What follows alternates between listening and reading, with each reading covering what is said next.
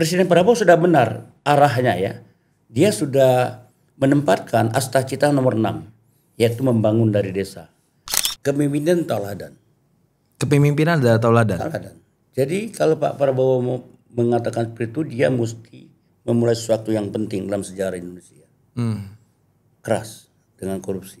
Jadi tambang banyak, orangnya rakyat sejahtera, lingkungan terjaga. Sederhana sebetulnya kan, asal ada komitmen. Jadi kita butuh 3 juta, 4 juta ton untuk mengisi gapnya itu.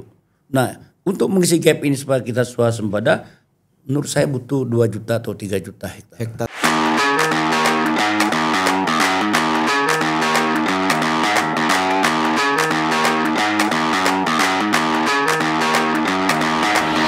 Oke, jumpa lagi di Deep Talk Indonesia. Hari ini saya akan ngobrol bersama tamu yang sangat istimewa. Beliau cukup dekat, bahkan hobinya berkumpul dengan anak-anak muda. Beliau juga baru terpilih menjadi Bupati Kabupaten Lahat, Sumatera Selatan. Selamat datang, Bang. Sehat, Bang? Sehat, alhamdulillah. Abang dikenal sebagai tokoh yang cukup dekat dengan anak-anak muda, terutama aktivis. Nah, apa sebenarnya motivasi ya, Bang? Gini, saya terima kasih Deep Talk Indonesia telah undang saya ya. Ternyata di Deep Talk Indonesia ini kawan semua isinya. Iya. Nah, ini memang kalau bakat aktivis itu nggak jauh-jauh aktivis ketemu aktivis. Ya. Iya benar. Jadi saya terima kasih banyak lah ya, setelah diundang untuk membicarakan segala sesuatu yang bisa berupa informasi dan bermanfaat bagi publik yang mengikuti Deep Talk. Dan kita harapkan Deep Talk bisa berkembang pesat. Amin. Ya. Banyak penggemarnya ya, dan mengundang orang-orang yang dianggap seperti abang ya, tokoh. Kita ada apa-apanya. Ya.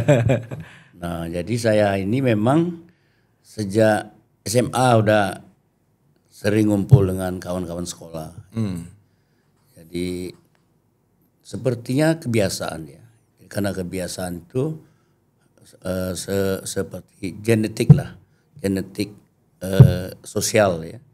Sampai ke perguruan tinggi, sampai saya masuk HMI. Ya.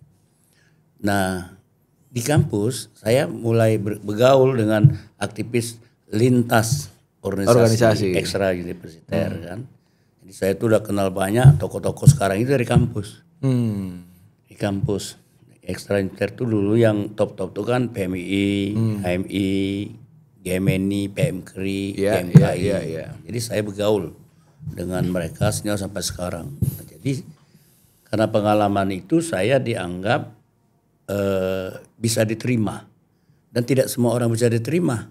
Bisa bergaul dengan lintas organisasi, lintas kampus, lintas agama, lintas latar belakang organisasi kan yang seperti saya katakan tadi. Nah itu sampai sekarang. Saya itu berapa kali bikin organisasi mulai Humanika, zaman orang belum bikin Humanika, zaman Orde Baru saya bikin Humanika tahun 89, isinya juga Cipayung. Oh. Penny Hueri dulu itu kan. Oh, satu letting itu semua, Bang. Dia dibawa aku tapi dia aktif di apa Humanika. namanya di Humanika. Kemudian ada pendeta dari GMKI apa namanya Sahut namanya ya. Kemudian ada Riyad Oskalik dari GMNI.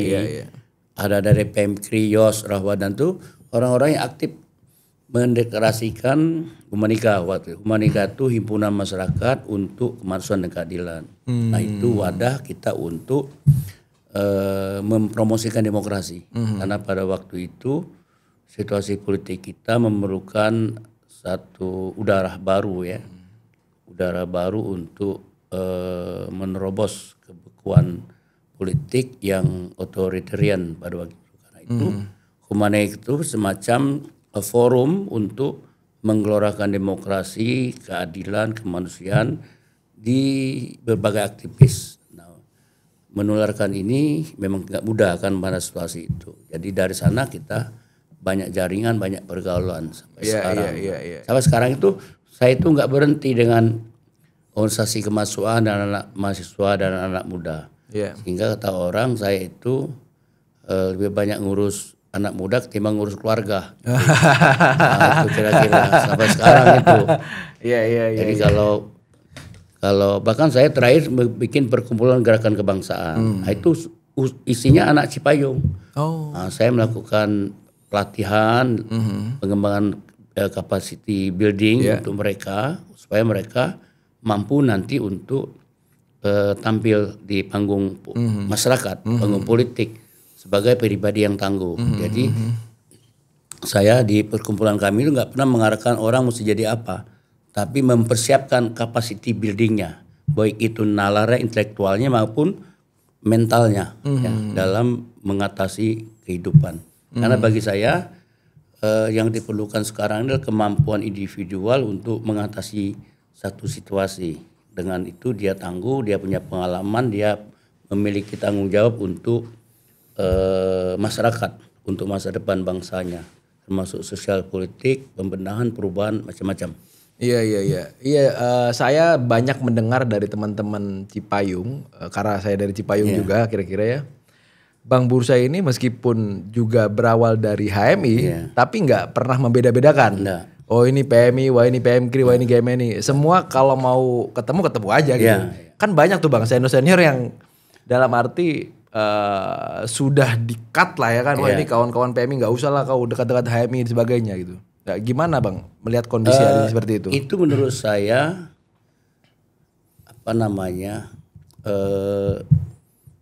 kebiasaan.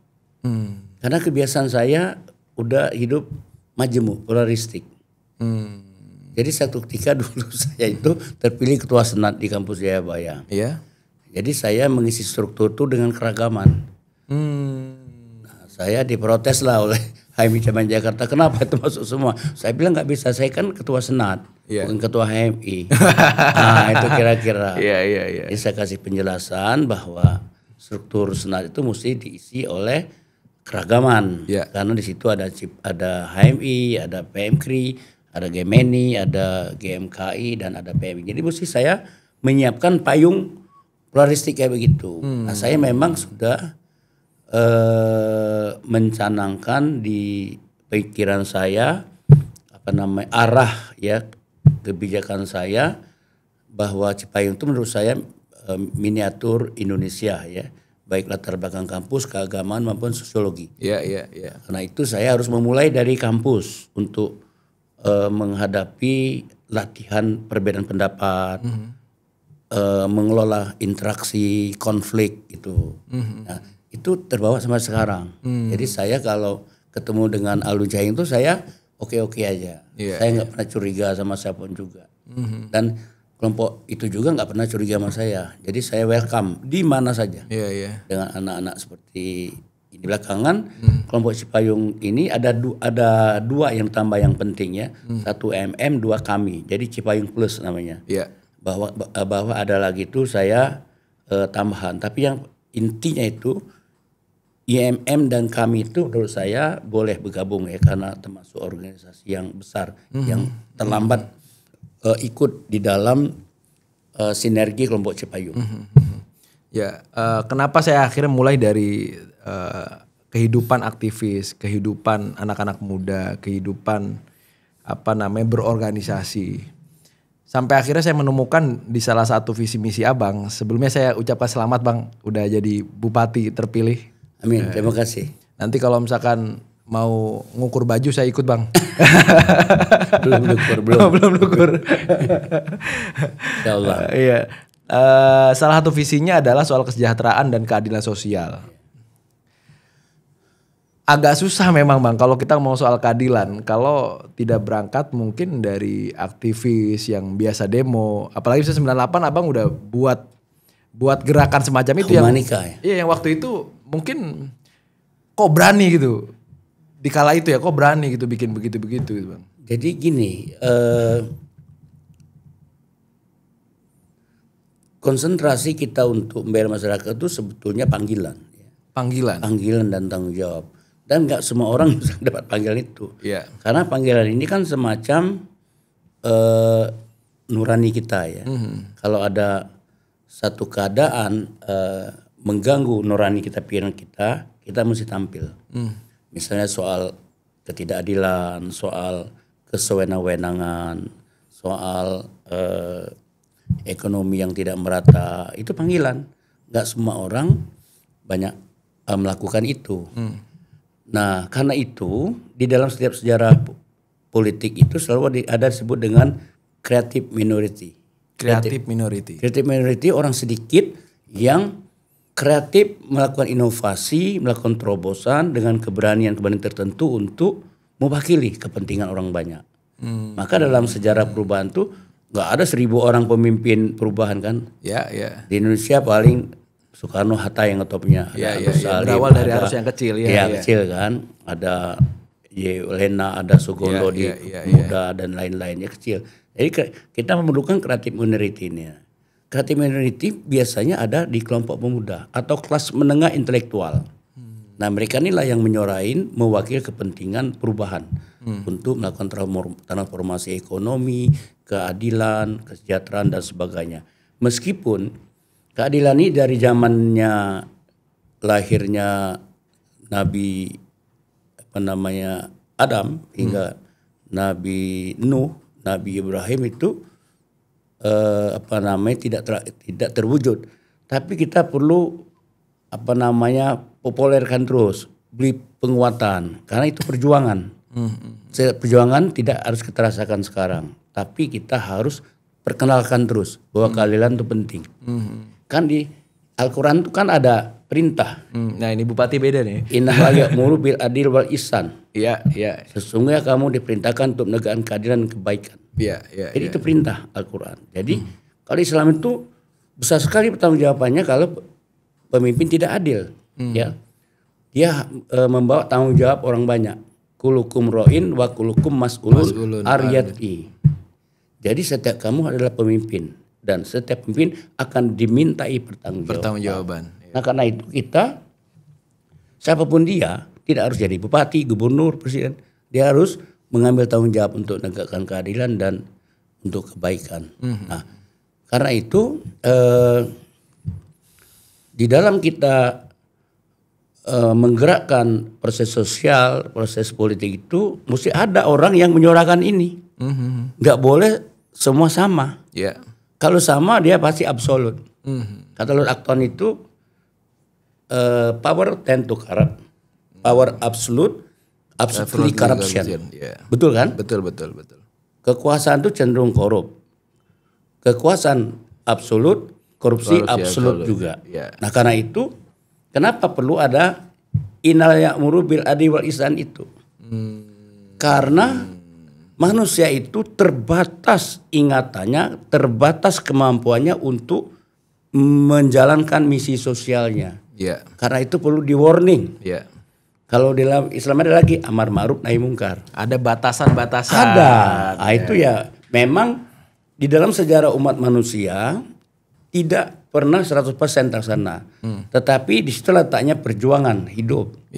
Perjuangan pemimpin. Nah, menurut saya di situlah amal solehnya. Bukan di hasilnya. Proses itulah. Prosesnya amal solehnya itu akan ditimbang, dihisab oleh Allah Subhanahu wa taala. Nah, karena itu kita semua berkewajiban untuk menjadikan keadaan sosial itu kondusif, adil. Siapapun boleh melakukan itu, mendorongnya. Presiden mesti diingatkan, gubernur mesti diingatkan, bupati mesti diingatkan. Oleh karena itu di dalam sistem politik itu perlu partisipasi. Nah, beda dengan mobilisasi. Partisipasi itu semua orang bisa melakukan kreasi dia untuk mengontrol satu kekuasaan politik agar kebijakan pemimpin itu on the track, yang sesuai dengan apa yang dikampanyekan, apa yang diaspirasikan oleh masyarakat. Memang tidak bisa 100%, tapi setidak-tidaknya mendekati apa yang dicita-citakan oleh presiden terpilih, gubernur terpilih, bupati terpilih. Nah, itu sebetulnya fungsi aktivis. Fungsi aktivis itu adalah orang yang di dalam dirinya mengemban tugas memperbaiki masa depan bangsa. Memperbaiki keadaan masyarakat. Itu maka dia dibilang aktivis. Aktif tapi tipis, Bang. Jadi itulah sebuah aktivis, dia orang yang aktif memikirkan masa depan bangsa, persoalan bangsa, keadilan, ketidakadilan, ketimpangan, dan seterusnya. Iya. Kan namanya aktivis. Sebetulnya saya ini aktivis terus. Nah itu. Jadi beda aktivis dengan mahasiswa baru, mahasiswa biasa. Beda sekali. Pertanyaan selanjutnya, apakah setiap muara daripada aktivis itu ke politik, Bang? Tidak. Aktivis itu bisa ke NGO, non government organization bidang lingkungan hidup, bidang hak asasi manusia.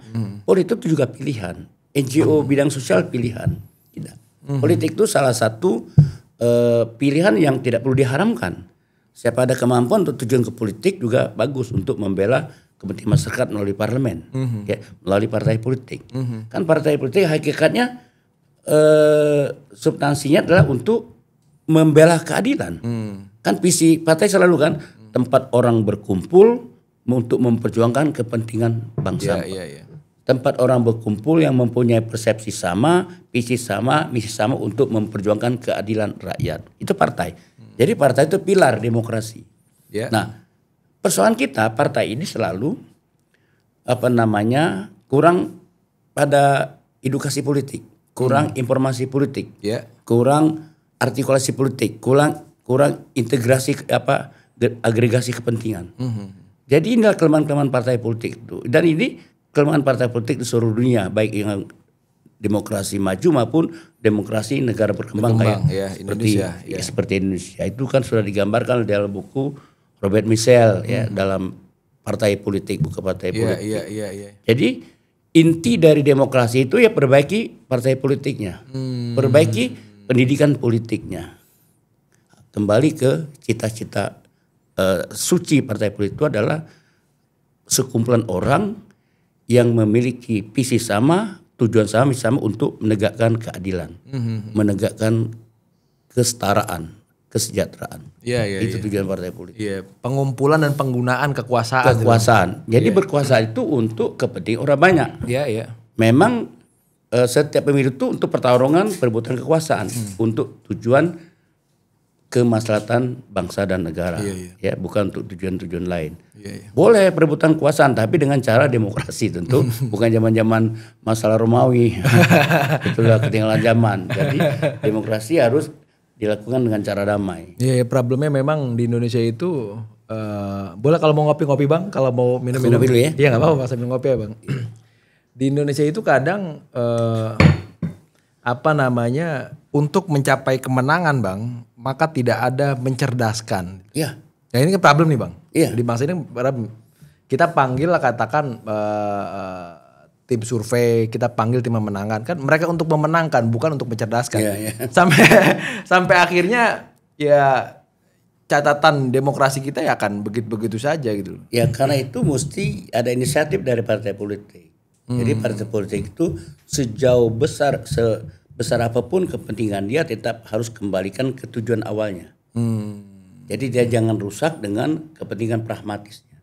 Nah, ini rusaknya partai itu di mana-mana itu karena dirusak oleh kepentingan praktisnya, yaitu mengkapitalisir sumber daya alam, memanfaatkan sumber yang terbatas untuk dirinya sendiri, bukan untuk pemerataan. Jadi masa depan dunia ini sebenarnya tanggung jawab partai politik. Karena itu sudah semacam tren pasca perang dunia kedua untuk media atau wahana masyarakat untuk memilih pemimpin. Kan demokrasi itu isunya kan setelah pasca perang dunia kedua. Walaupun pasang surutnya ada gitu. Kadang-kadang ada intervensi militer, ada kudeta, tapi itu pasang surut. Karena itu kita harus perbaiki demokrasi karena gak ada pilihan sekarang ini. Ada mungkin cara kita musyawarah. Kadang-kadang kita bertanya apa mencocok demokrasi di Indonesia. Menurut aku sih cocok-cocok aja. Tapi kalau lihat pengalaman sejarah Eropa sama Amerika. Gak cocok sama Indonesia. Kita ini memang sistem musyawarah. Jadi mungkin kalau menurut saya kalau ada kepala sukunya 1000, kepala suku 1000 milih parlemennya gitu. Jangan pemilihan langsung seperti sekarang. Jadi kumpulin kepala suku, pilih siapa yang mau bagi parlemen. Gitu. Kayak noken gitu Bang ya kalau di Papua Bang. Apa beda juga? Bisa noken asal jangan diselewengkan bisa. Jadi kalau kita ikut demokrasi model barat nggak bisa karena juga Amerika dan Barat double standar. Iya benar. Standar terutama dalam politik luar negeri ya. Dia kalau udah ngikut politik luar negeri dia nggak menggunakan HAM lagi, dia gunakan kekuatan militer, dia serbu kemana-mana. Gitu. Iya. Ada double standar. Jadi ada ironi demokrasi itu. Jadi menurut saya kita mesti memikirkan satu jalan baru sehingga demokrasi itu yang hidup itu sesuai dengan keadaan genuinnya satu bangsa. Karena saya mempelajari teori demokrasi itu nggak ada yang tunggal. Kata Robert Dahl itu begini, nggak ada teori demokrasi. Yang ada itu katanya teori demokrasi. Teori demokrasi. Yeah. There's no democracy theory.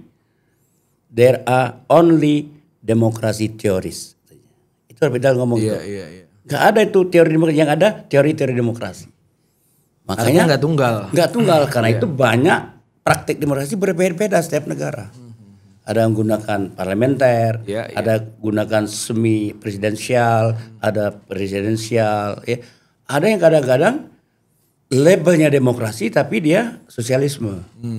Label demokrasi tapi dia komunisme. Jadi sampai sekarang belum ditemukan satu demokrasi yang dimaksudkan oleh masa-masa Socrates 600 sebelum Masehi atau masa-masa Plato 500 sebelum Masehi atau masa-masa Aristoteles 250 tahun sebelum Masehi. Jadi kita ini kalau istilah Marxist itu semua sedang belum selesai, sedang mencari. Semua sedang mencari. Indonesia belum selesai, bangsa belum selesai.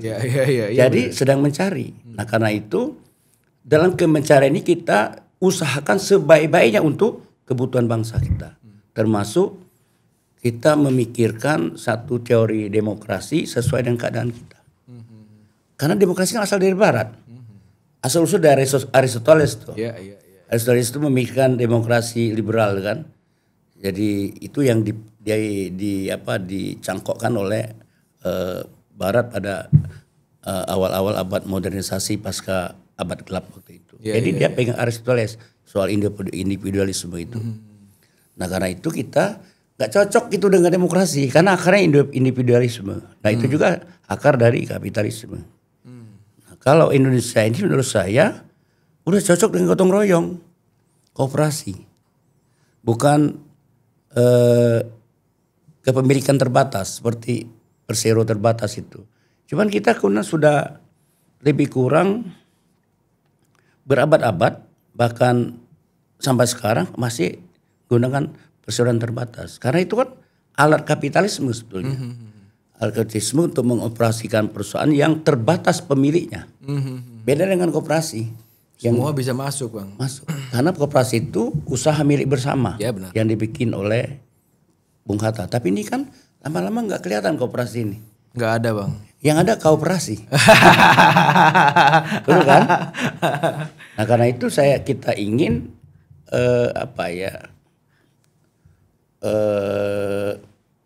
bikin roadmap baru untuk menyusun arah ekonomi politik kita. Arah politik kita. Supaya sumber daya alam kita ini bisa dinikmati bersama. Seperti pasal 33. Politik juga bisa dinikmati oleh seluruh masyarakat kita. Bisa dong, mesti dong. Kan tidak harus dibatasi dengan parliamentary threshold dong. Karena kan intinya berpartai itu kan harus menampung berbagai kelompok masyarakat. Gak boleh menghilangkan. Kalau alasan bahwa PT itu dalam rangka mengganggu stabilitas, enggak ada. Waktu PT ini nol, aman negara kita, pembangunan jalan. Jadi nggak boleh kita kalah-kalahan menyusun sistem politik. Malah akhirnya diokoptasi oleh beberapa tertentu ya. Oligarki. Oligarki politik, oligarki ekonomi. Nah, jadi kita mesti harus terlibat dengan diskursus yang ketat. Masalah pemikiran demokrasi dan pemikiran ekonomi politik kita. Supaya bisa menyelesaikan ketidakadilan. Bisa menyelesaikan ketidakmerataan. Bisa menyelesaikan keterbelakangan. Supaya rakyat bisa nikmati pendidikan gratis, pendidikan yang bermutu, kesehatan yang berkualitas, dan semua orang tidak ada kelas dalam pelayanan kesehatan. Nah ini kan masih berkelas-kelas. Iya. Tadi sebelum akhirnya podcast saya ngomong ke si Rahmat Bang, aku bilang kita pengen ngomongin tentang Lahat ya, aku bilang. Kabupaten Lahat, aku bilang gitu. Tapi kayak terlalu kecil ngomong sama Bang Bursa terus hanya tentang Lahat gitu, Bang. Lah ini mewakili pengen. Ini kan Lahat itu kan kecil. Tapi besarnya kan begitu akhirnya. Iya benar. Ini gambaran. Iya. Bisa gambaran begini. Dulu Gunnar Myrdal mengeluarkan teori tentang dualisme. Dualisme itu warisan penjajah. Ya. Di dalam satu sistem besar ada dua sistem katanya. Satu sistem modern, satu sistem tradisional. Yang modern ini kapitalisme, yang tradisional ini desa-desa yang tertinggal. Nah sampai sekarang warisan ini masih ada. Itu disebut struktur yang timpang. Kota maju, desa terbelakang. Nah, ini yang disebut dualisme. Nah ini mesti diselesaikan. Nah cara menyelesaikannya, Pak Presiden Prabowo sudah benar arahnya ya. Dia sudah menempatkan Astacita nomor 6. Yaitu membangun dari desa. Karena desa ini ditinggali 45% penduduk Indonesia. Dan situ pusat kemiskinan, keterbelakangan. Menurut saya, salah satu strategi Pak Prabowo untuk mencetak sawah 3 juta, 4 juta itu langkah yang tepat. Di samping untuk menjaga, untuk menjadikan bangsa ini sebagai lambung pangan, swasembada pangan, tapi juga bisa menjadikan lompatan income per kapita rakyat. Dengan sawah tumbuh, irigasi hidup, perkebunan hidup, maka akan ada peningkatan income per kapita yang cepat di desa. Nah, ini yang kita maksud adalah Indonesia sentris. Indonesia sentris adalah penyebaran sumber-sumber produksi di seluruh Indonesia yang tidak saja terpusat di kota tapi terpusat di kabupaten dan desa. Nah selama ini kan Jawa sentris. Seluruh manufaktur, investasi di Jawa. Di Jawa semua ya. Nah sekarang saatnya Pak Prabowo melakukan terobosan besar agar nanti dia dikenal dengan legacy yang betul presiden pro rakyat, pro pedesaan. Nah, saya dukung. Insya Allah saya akan ikut strategi itu, terutama untuk membangun persawahan yang luas karena daerah saya sawahnya potensial, pertanian besar sekali, apalagi kopinya. Karena dari sawah itu akan menimbulkan multiplier effect. Begitu sumber air kita temukan, sumber primer kita temukan, maka akan berdampak pada perikanan. Nanti berdampak pada unggas macam-macam dan perkebunan. Karena air itu sumber kehidupan kan. Nah, lihatlah sejarah-sejarah dunia itu seluruh peradaban dimulai dari pinggir sungai. Jadi sungai jangan kita matikan, mesti kita hidupkan. Jangan ditimbun, diuruk, Bang. Jangan.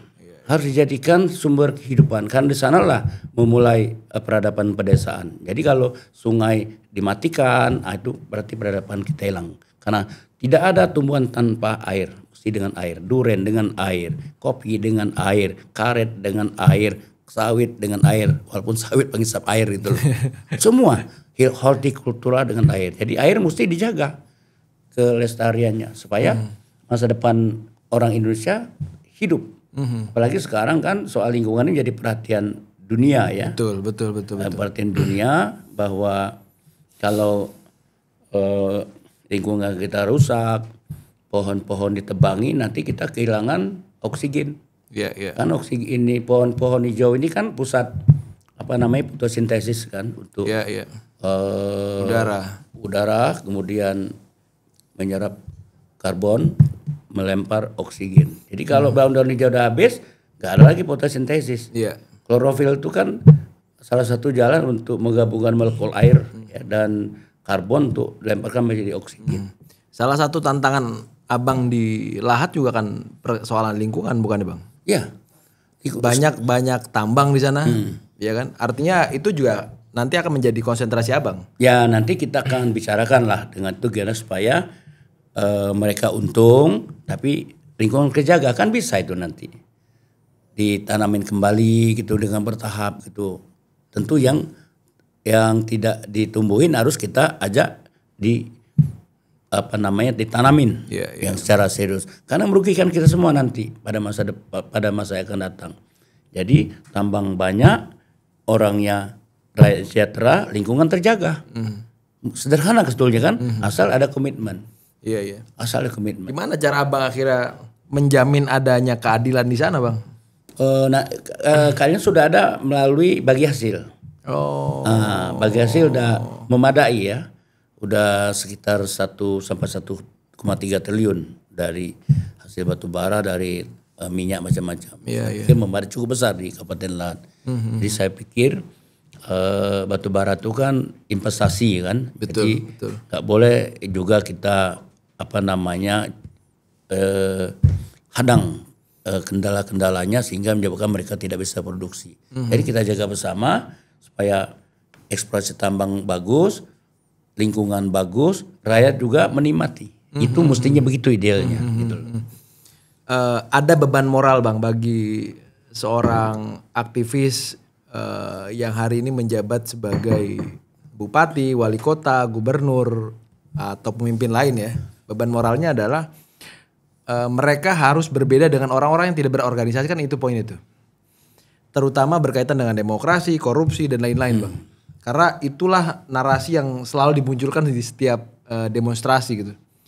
Abang dari aktivis jadi bupati terpilih, bagaimana untuk akhirnya di Lahat minimal demokrasinya oke, korupsinya diberantas. Apa yang Abang pengen lakukan di sana Bang? Ya memang istilah saya itu, saya ini di penghujung hari ya. Di penghujung hari.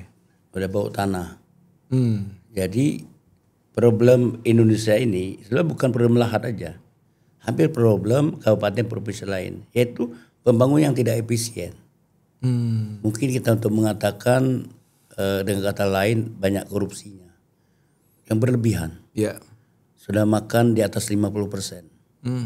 Nah ini kalau kita hemat bikin efisien 23% aja, kayak Lahat itu bisa menghemat 600-700 miliar kita. Per tahun? Per tahun. Kita bisa membangun segala sesuatu. Pertama irigasi teknis, peremajaan kopi. Kopi di tempat kita ini kan nggak sehebat kopi di Vietnam. Kopi di Vietnam itu satu pohon bisa 8 sampai 10 kilogram. Yeah. Per pohon. Kita 1,5 kilogram. Dalam 1 hektar mereka bisa 8.000 pohon. 6.000 sampai 1.000. Kita cuman 2.000, 3.000 pohon. Di mana salahnya? Dan Vietnam nomor 2 terbesar di dunia kopinya. Indonesia nomor 3 di dunia.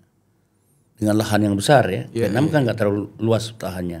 Nah, saya ingin menjawab mengapa Vietnam bisa, kita nggak bisa. Sawahnya juga begitu. Sawahnya terbatas sekitar 4 juta, 5 juta hektar. Tapi dia ekspor 7 juta ke seluruh dunia. Iya. Kita kebagian 1 juta atau 500.000 dibagi-bagi lah. 1,5 juta mungkin. Dan mereka bisa 3 kali 1 tahun sawahnya. Di Vietnam? Iya, dengan irigasi teknis. Yeah. Kita 1 kali.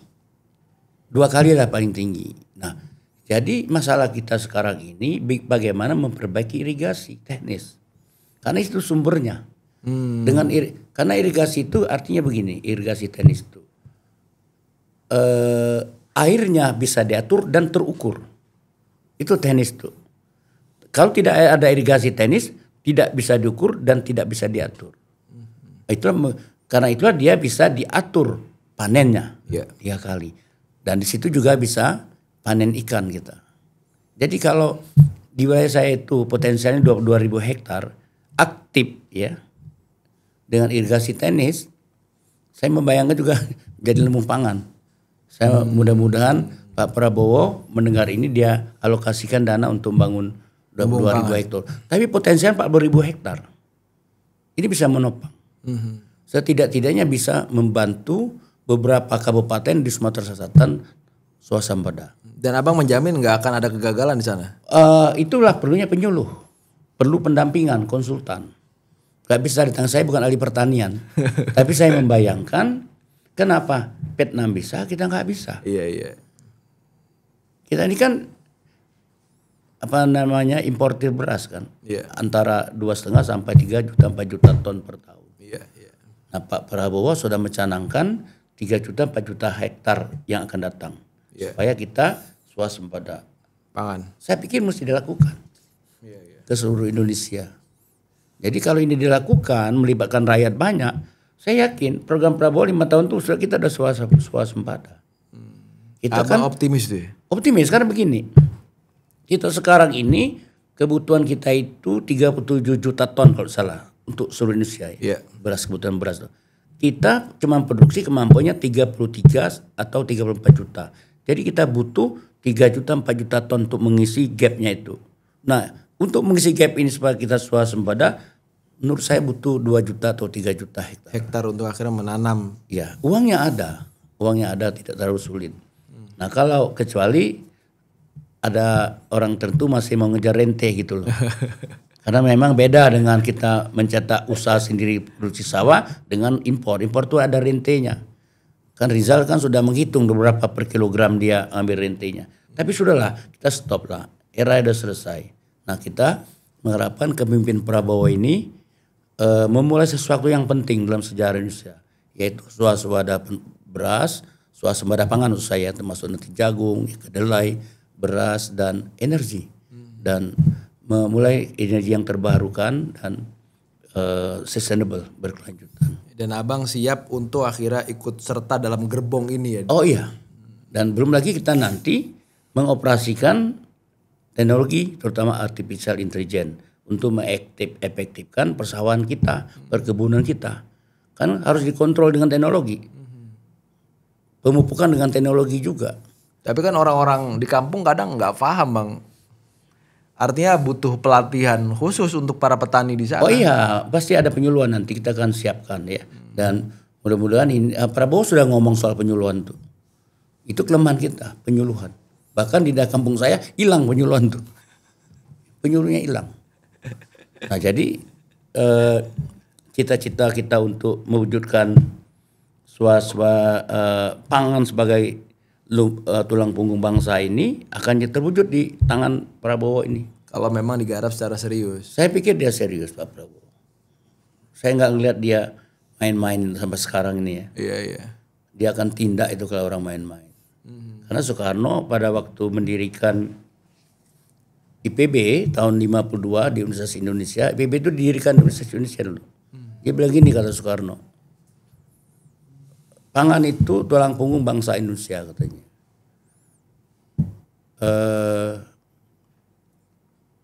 Pangan tulang punggung Indonesia. Pertanian katanya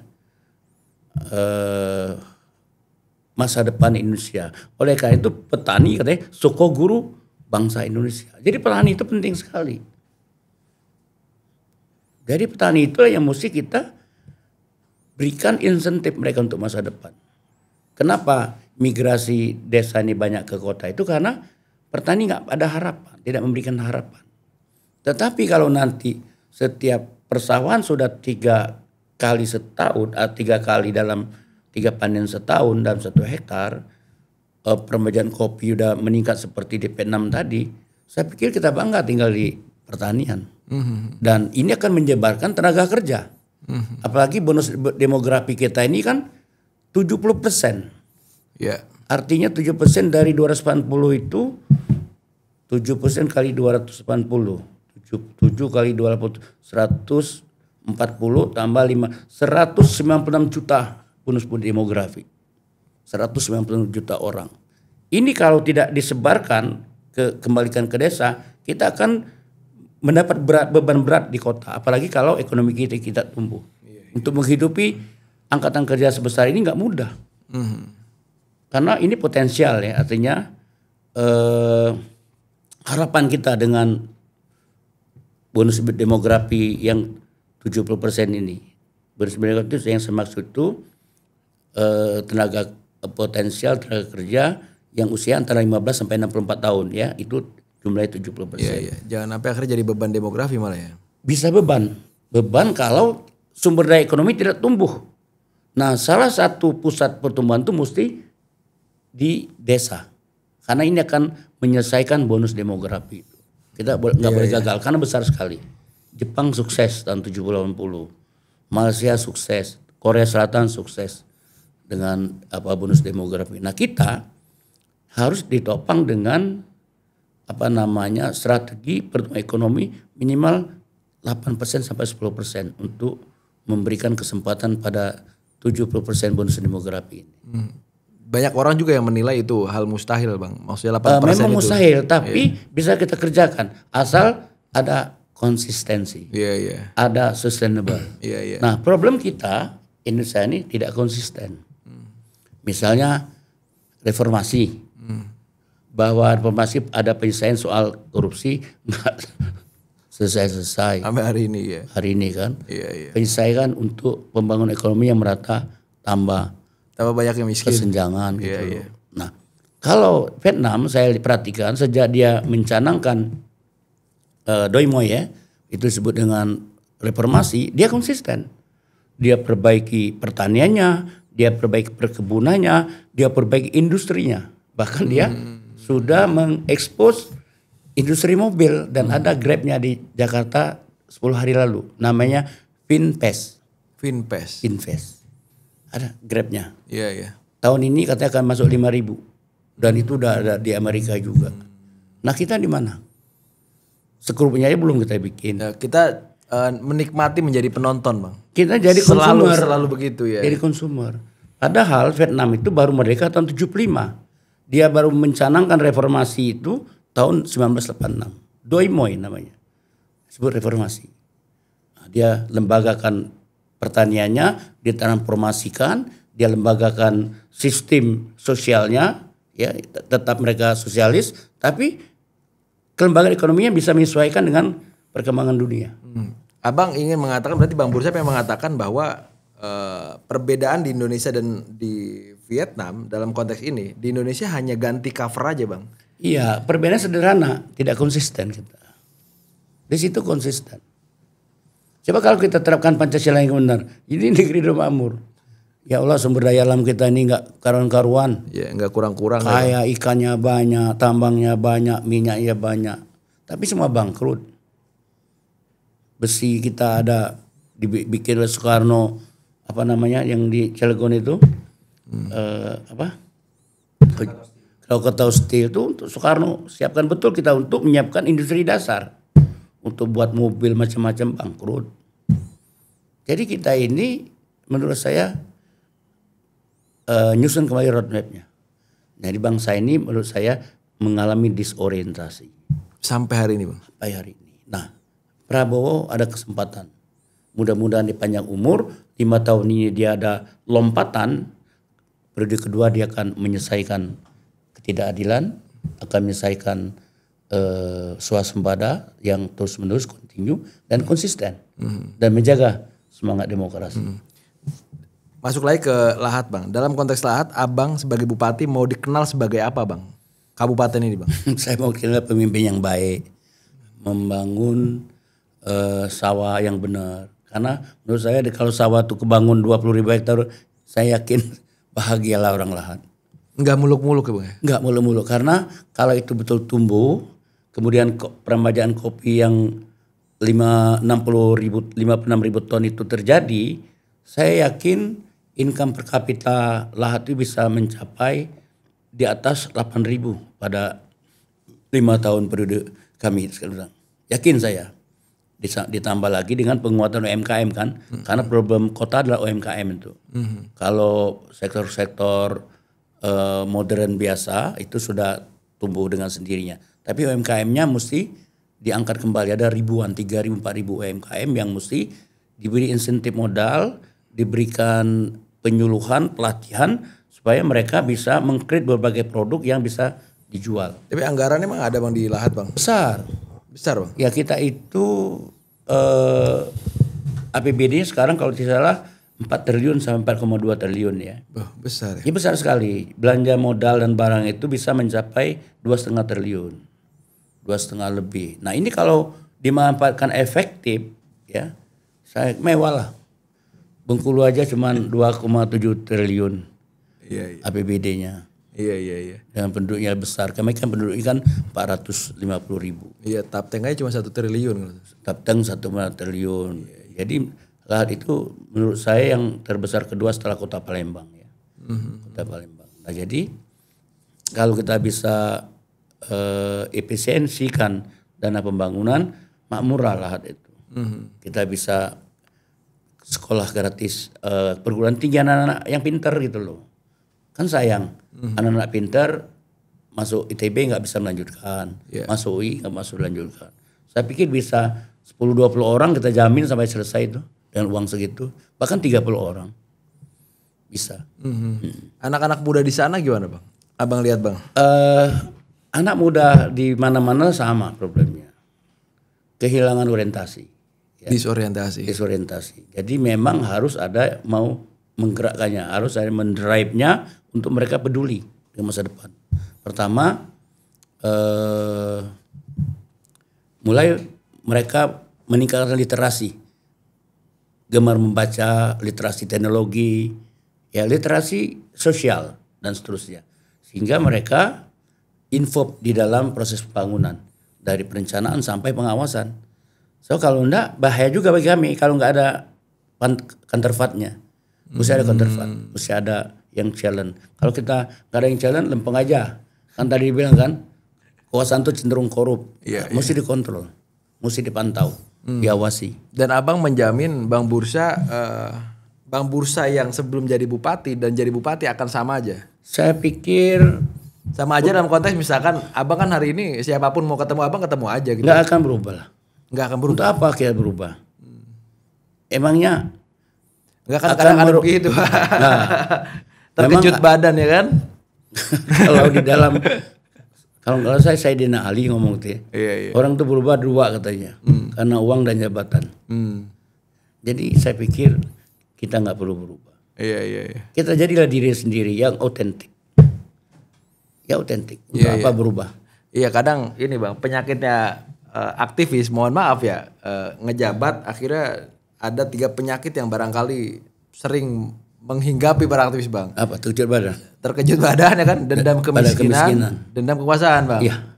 Saya pikir banyak, ya tidak perlu disebut tapi banyak. Tapi insya Allah saya mungkin tidak di situ. Saya akan menentukan nasib saya sendiri dengan rakyat lahat sendiri. Iya. Sampai sekarang telepon saya nggak pernah berubah.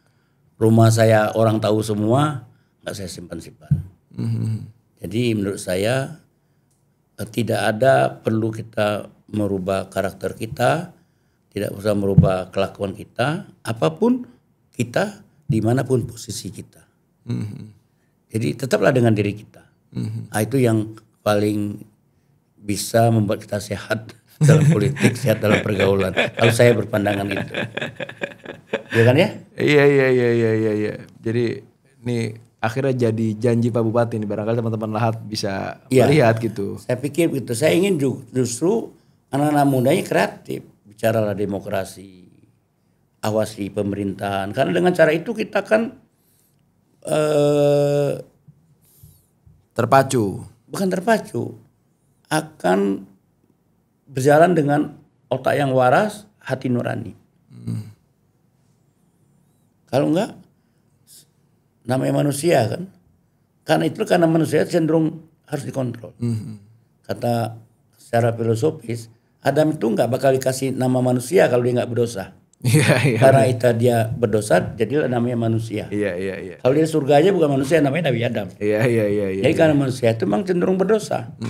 Dia antara malaikat dan setan. Kadang-kadang dia kesetanan, kadang-kadang kemalaikatan. Ketika dia merdeka menjadi diri sendiri dan dia menentukan sendiri, itulah disebut dengan kulukum ra'in walkum mas'ulun aryati.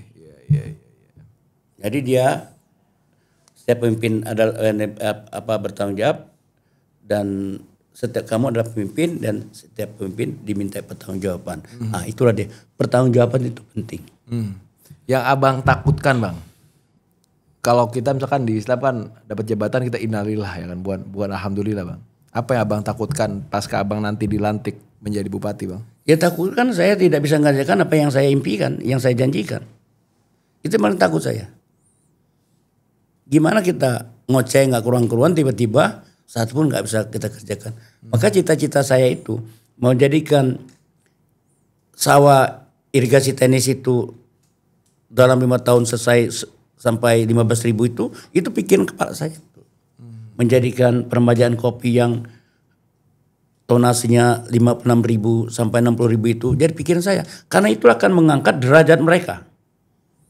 Itu yang saya itu lompatan income per kapita. Tentunya banyak dong tantangannya Bang. Tantangan banyak. Pertama, belum tentu masyarakat itu menerima kebijakan kita. Betul. Ya. Termasuk peremajaan kopi. Ya. Kedua, birokrasinya. Kan birokrasi ini kan menurut begini, birokrasi itu udah kayak mesin. Kalau kita nggak kasih pandangan perubahan, dia mesin lah dia. Dia taunya dapat duit, dia taunya begini, dia taunya begini gitu. Jadi kalau birokrasi kita aja diskusi, kita ajak melihat masa depan petani yang tertinggal dari kota. Yeah. Jadi saya pikir semua orang mau ikut itu. Jadi dulu para pemikir ekonomi itu, kota itu sebetulnya dibangun untuk menimbulkan efek pertumbuhan di desa. Itu disebut spread effect teorinya. Tetapi dalam perjalanan beberapa dekade, desa tertinggal, menimbulkan backwash effect. Nah saya ingin menimbulkan spread effect. Kota menimbulkan desa yang tumbuh. Nah, ini cita-cita saya. Maka konsep saya itu, strategi saya itu menata kota, membangun desa. Nah itu sesuai Astra Cita nomor 6 Pak Prabowo. Membangun dari desa. Secara teori inilah jalan kita untuk menjadikan Indonesia sentris itu.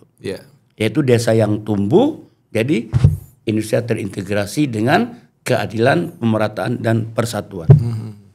Ini terakhir Bang. Pak Prabowo kemana-mana ngomong soal anti korupsi Bang.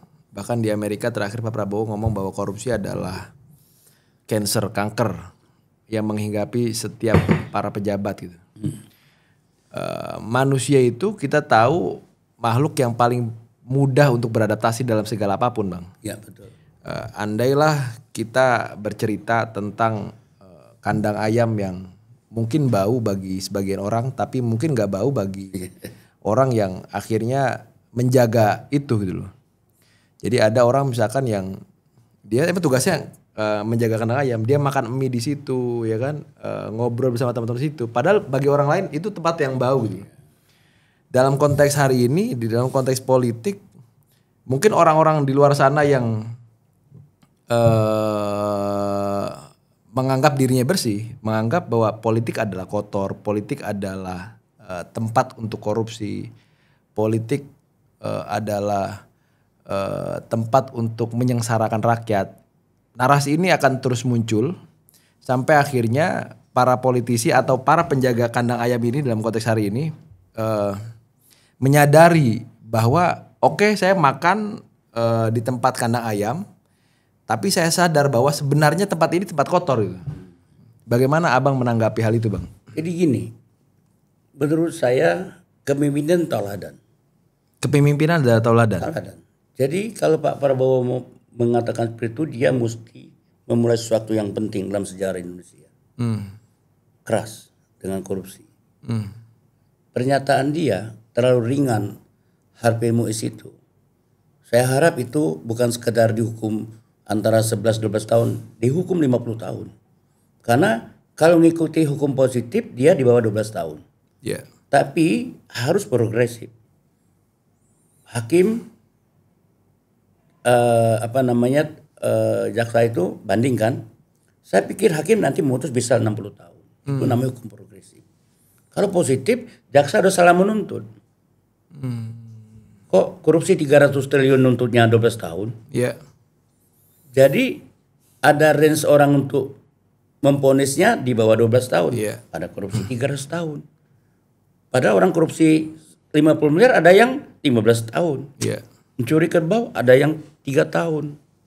Ini yang disebut keputusan yang tidak adil. Memang hakim ada subjektivitas, tapi dia harus mempertimbangkan perasaan keadilan publik. Siapa publik itu? 282 juta rakyat Indonesia. Uangnya dicuri sewenang-wenang. 300 triliun. Jadi saya minta omongan Pak Prabowo itu sakti. Begitu dia ngomong terlalu ringan, putusan hakim nanti 50 tahun, 60 tahun. Bila perlu seumur hidup. Dan itu ada ruangnya untuk seumur hidup. Bahkan hukuman mati. Bahwa nanti hukumannya menjadi 40 tahun soal lain lagi. Tetapi 60 tahun mesti kenakan. Nah, jadi menurut saya dari awal sudah salah tuntutan jaksanya. Iya. Nah, saya nggak tahu kenapa jaksa nuntut 12 tahun. Nggak tahu saya. Iya. Wallahualam bisawab.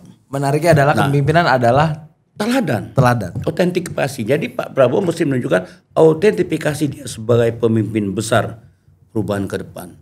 Dan dia jenderal. Dan dia pintar. Kan jarang kita dapat pemimpin yang pintar. Dia sekolah di barat. Dia mantan jenderal Kopassus. Tegas. Nah, saat ini Pak Prabowo meninggalkan legasi untuk bangsa Indonesia yang tahun 2045 nanti jadi betul-betul bangsa yang emas ya. Jangan cemas. Gitu. Caranya apa? Memulai dari sekarang. Satu, membuat pembangunan efisien, menekan sekecil-kecilnya korupsi itu. Karena sana kankernya. Yang tadinya bisa digunakan untuk pendidikan gratis seluruh Indonesia, menyekolahkan anak keluar negeri beribu-ribu, ternyata nggak terjadi. Sampai banyak kelemahan kita kan, pendidikan kita masih tertinggal dari Malaysia, dari apalagi Singapura gitu loh. Nah, itu satu masalah penting ke depan ini, ya menjadikan pendidikan ini nomor satu. Di nomor satu kan pendidikan ini. Saya pernah datang ke Stanford University sama Harvard Amerika. Saya lihat banyak orang India situ, sama Chinese, nggak ada orang Indonesia. India sama China. Jadi wajar kalau perusahaan-perusahaan teknologi itu dikuasai orang India sama Chinese gitu ya. Jadi mereka serius dalam menyekolahkan anaknya untuk sains dan teknologi. Kita disekolahkan tapi tidak ditempatkan yang baik. Dulu kita sekolah orang negeri begitu mengurus Puspitek yang didirikan oleh Pak Sumitro tahun 76. Diurus pertama, diurus kedua Pak Habibie, udah tuh diterbangkalai. Riset nggak pernah ada riset komersial kita yang bisa membanggakan. Misalnya menghasilkan varietas unggul 10-12 tahun kayak di Vietnam, beras itu misalnya. Nah, kita butuh itu tenaga riset yang memang bisa dikomersialisasikan. Baik itu untuk perberasan, perjagungan, atau hortikultura. Kenapa nggak bisa? Bisa mestinya. Nah, tapi tadi kurang tidak konsisten, kurang komitmen dengan masa depan bangsa kita. Iya. Saya bisa ambil kesimpulan bahwa ke depan Abang akan menjadikan keteladanan sebagai tonggak di lahat ya. Karena ngomong keteladanan itu di buku Pak Prabowo yang kepemimpinan militer tuh Bang. Setidaknya ada dua orang yang barangkali menjadi teladan Pak Prabowo. Yang pertama M. Yusuf, yang kedua Jenderal Mung. Jenderal Mung ini ketua RPKAD pertama sebelum akhirnya Kopassus ya kan. Pak Mung ya. Iya. Siapa tadi Yusuf ya? M. Yusuf ya. Mung ini kan kemana-mana beliau menggunakan kendaraan dinas dan istrinya nggak boleh menggunakan kendaraan itu. Anaknya kalau sekolah harus jalan kaki. Jadi kendaraan dinas hanya untuk beliau. Beliau nggak ada pembantu di rumah, ngepel sendiri apa sendiri. Maksudnya soal kesederhanaan, keteladanan itu. Ya saya pikir bisa dilakukan, tidak masalah. Banyak orang melakukan itu masa lalu. Iya. Tapi zaman berubah kan. Iya. Jadi sekarang kita bisa menggantikan itu dengan yang membantu kita, asisten. Iya. Bisa. So kalau kita juga mengepel, ngelap mobil, kita nggak bisa ngurus rakyat lagi. Dalam arti gini bang, maksudku soal keteladanan ini, anggaplah misalkan di Malaysia bang, di Malaysia itu TNI Polri itu mereka TV-nya pun sampai diatur gitu loh. Diatur dalam arti ketika AKBP TV-nya nggak boleh dari 50 inch gitu. Semua diatur. Di Indonesia kan nggak begitu gitu. Iya, memang itulah masalah besar kita. Itu masalah besar kita. Iya. Tetap saja intinya di penggajian. Iya. Saya itu nggak kebayang misalnya ada gaji pegawai negeri 4C 10 juta, 4 deal 10 juta. Tapi rumahnya gede banget. Iya makanya. Apa ya? Bangsa kita ini bangsa paradok. Bangsa paradok. Bangsa yang paradok. Jadi menurut saya itu daripada uang kita pembangunan itu tidak efisien, kita gunakan untuk gaji prajurit, gaji polisi, gaji pegawai negeri. Naikkanlah berlipat-lipat. Kan menurut Pak Sumitro tahun 90 35% kebocoran anggaran negara kita. Saya masih ingat tuh waktu zaman di Humanika. 35% kebocoran. Sekarang bisa juga berlaku itu. Kalau 35% dari 2.400 triliun kemarin anggaran kita, itu lebih kurang 780 triliun hilang dalam setahun. Jadi itu yang membuat rakyat kita miskin. Iya, tapi sebagian rakyat makin kaya. Bukan ini sebagian rakyat, sekelintir rakyat. Enggak sebagian apa enggak? Kan sebagian itu masih menunjukkan bagian tertentu. Iya. Segelintir. Kalau segelintir itu bisa dihitung dalam kecepatan tertentu. Jumlahnya paling 10.000 orang gitu. Oh, enggak 9. Enggak. Nah jadi itu masalah kita. Nah, iya. Dulu pernah digaungkan tahun 90 mesti gaji dinaikkan. Iya. Oh tidak menjamin dong gaji ini. Tidak. Nah caranya keras dalam menegakkan hukumnya.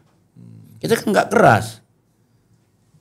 300 triliun kok kena 6 tahun. Maka dia ketawa-ketawa cepak-cepak. Itu kan menghina. Iya. Akal sehat kita. Iya, benar. Nggak benar lah itu. Maka Pak Prabowo tuh marah tuh kan. Nah mudah-mudahan kemarahan Pak Prabowo ini implikasinya dia kena 60 tahun. Nggak usah ngikuti hukum positif. Hakim putuskan 60 tahun. Nggak ada yang akan protes. Yang protes pasti itu yang memihak kepada korupsi besar. Korupsi. Itu namanya hukum progresif. Dulu pernah diajukan oleh Sarjito, siapa dulu ya, lupa saya. Jadi Artijo. Bukan. Sarjito itu dia selalu gelisah dengan hukum positif. Jadi misalnya begini, ibu mencuri sayur-sayuran, diketok 6 bulan. Sebetulnya nggak perlu, dia harus melampaui. Dan kayak ini dibebasin. Iya. Yang mencuri kambing bisa dibebasi. Di Inggris begitu. Itu progresif maksudnya. Iya. Jadi jangan melukai perasaan masyarakat kecil. Tapi yang mencuri besar hilang, disuruh hilang gitu loh.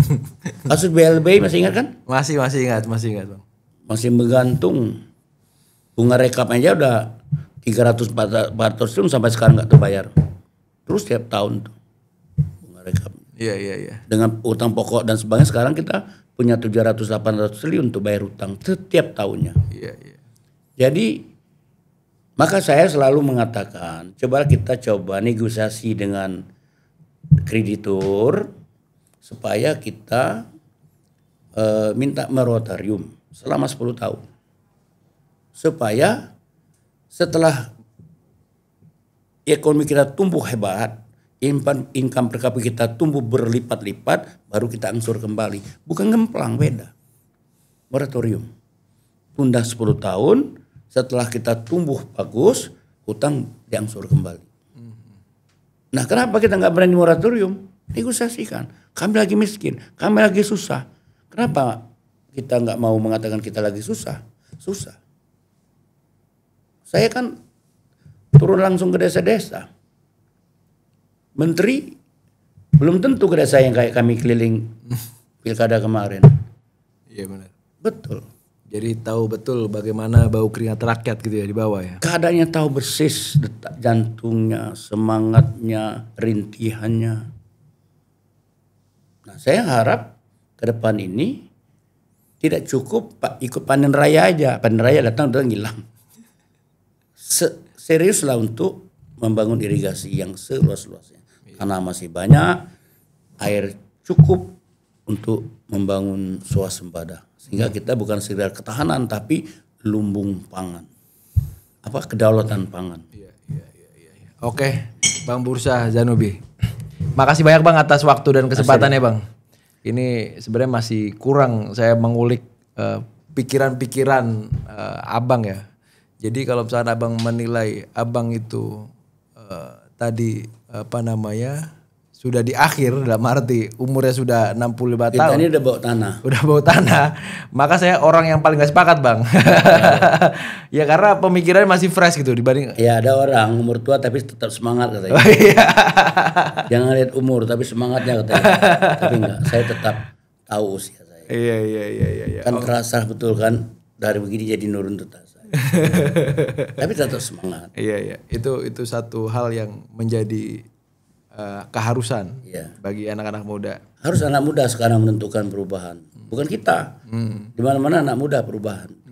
Harus digaungkan perubahan. Dengan meningkatkan kapasitas individual mereka. Buat jaringan, membuat diri jadi pintar, membaca buku, membaca perkembangan. Jadi hanya itu modal ke depan aktivis. Jangan berharap, jangan risaukan masa depan. Jangan risaukan masa depan. Lakukanlah sekarang yang terbaik. Jadi sebelum akhirnya bicara soal isi tas, mending kapasitas dulu, Bang. Kapasitas. Karena kapasitas itu akan menolong kita di masa depan. Iya. Karena nanti alumni kita juga nggak nolong kita. Yang lain nggak nolong kita, ya nolong diri kita sendiri. Yang nolong itu ya kapasitas kita, kemampuan kita, jaringan kita. Nanti juga Arif akan mengalami gitu. Siapa, Bang? Iya, benar. Jadi tingkatkan itu kemampuan kapasitas.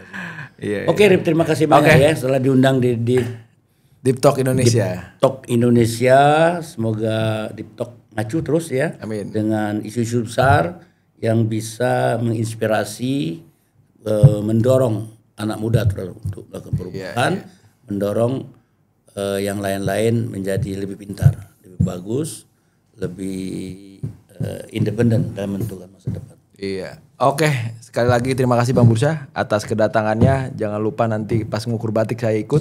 Iya. Dan untuk penonton, bila perlu nanti bawa peralatan ke Lahat kita Deep Talk lagi. Oh, siap. Nanti kita langsung ke Lahat, Bang. Mudah-mudahan. Oke. Amin. Salam kepada masyarakat Lahat. Tolong ditonton Deep Talk Indonesia. Mudah-mudahan bermanfaat. Jangan lupa like, komen, dan subscribe dan nantikan video selanjutnya.